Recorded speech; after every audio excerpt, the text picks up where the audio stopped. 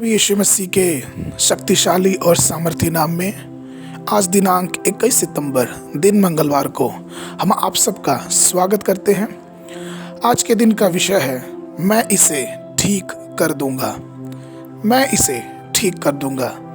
यशायाह नबी की पुस्तक उसका 45 अध्याय और उसके दूसरे पद में वचन इस प्रकार कहता है, मैं तेरे आगे आगे चलूंगा और ऊंची ऊंची भूमि को चौरस करूंगा।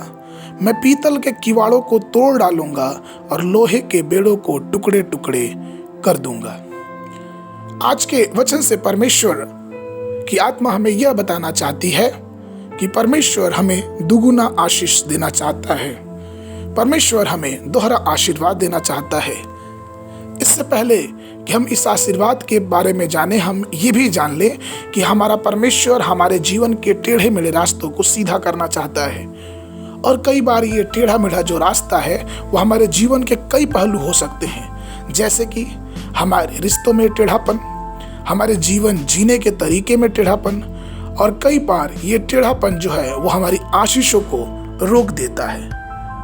कई बार कई मनुष्य हमारे विषय में झूठी अफवाह फैलाते हैं। उनका दृष्टिकोण हमारे विषय में बहुत ही अलग रहता है और इस प्रकार से वो झूठी अफवाह फैलाते हैं। वे हमें ईर्ष्या की नज़र से देखते हैं और अपनी कुटिल नज़र से हमारी तरफ देखते रहते हैं। लेकिन इन सब बातों के बावजूद मैं आपको बताऊं कि हमारा परमेश्वर सब कुछ ठीक करने वाला परमेश्वर है, सब कुछ अच्छा करने वाला परमेश्वर है। और इसलिए आज का जो वचन है, परमेश्वर के वचन में ये वादा दिया जा रहा है कि वो हमारे आगे आगे चलेगा और हमारे जीवन के सारे पहलू को जो टेढ़े मेढ़े हुए हैं उसको ठीक करेगा।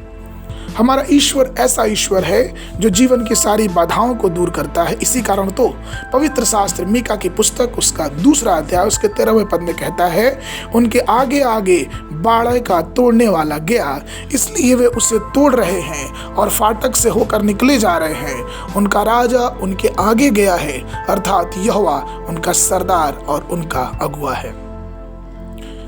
परमेश्वर में प्रिय लोगों, प्रभु हमारे आगे आगे चलने वाला परमेश्वर है।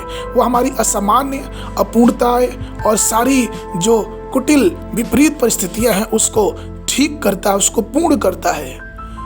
मैं अगर प्रायोगिक रूप से जीवन की बात करूं तो हमारे जीवन में कई प्रकार के मुद्दे होते हैं जिसे हमें ठीक करने की जरूरत होती है। कई बार हमारे परिवार में कई ऐसे मुद्दे हैं, जैसे कि सास और बहू का मुद्दा, बाप और बेटे का मुद्दा, बेटी और माँ का मुद्दा, और कई ऐसी बातें हैं जो हमारे पारिवारिक जीवन को कड़वाहट से भर देती हैं।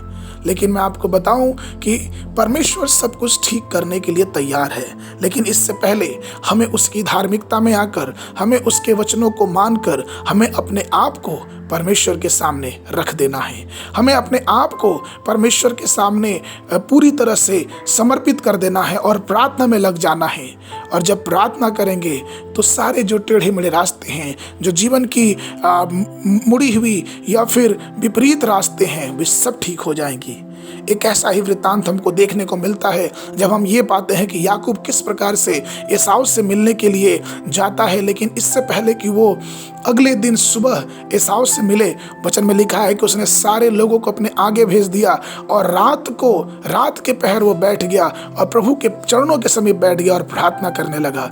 और इसका परिणाम ये हुआ मेरे प्रियो कि जब अगले दिन उसका भाई एसाव जब उससे मिला तो उसमें भाईचारे का प्यार था, उसमें एक भाई का प्यार भरा हुआ था, क्योंकि परमेश्वर हमारी प्रार्थनाओं को सुन के हमारे टेढ़े मेढ़े रास्तों को, हमारे टेढ़े मेढ़े रिश्तों को ठीक करने के लिए आगे आता है। मेरे परमेश्वर में प्रिय लोगों, मैं आप सबसे यही कहना चाहता हूँ कि आज हमारा जीवन कैसा भी क्यों ना हो, वो हमारा परमेश्वर सब कुछ ठीक करने के लिए तैयार है। लेकिन क्या हम अपना जीवन उसके चरणों पे समर्पित करते हैं कि नहीं? आज के मनन के लिए पद है, उनके आगे मैं अंधियारे को उजियाला करूंगा और टेढ़े मार्गों को सीधा करूंगा। मैं ऐसे ऐसे काम करूंगा और उनको न त्यागूंगा। यशायाह की पुस्तक उसका 42 अध्याय उसका 16 पद। आज सुबह में वचन पढ़ने के लिए सबोपदेशक की पुस्तक उसका 7 से 9 अध्याय और संध्या के समय 2 कुरिन्थियों की पुस्तक उसका 13वां अध्याय। परमेश्वर आप सबको आशीष देवे।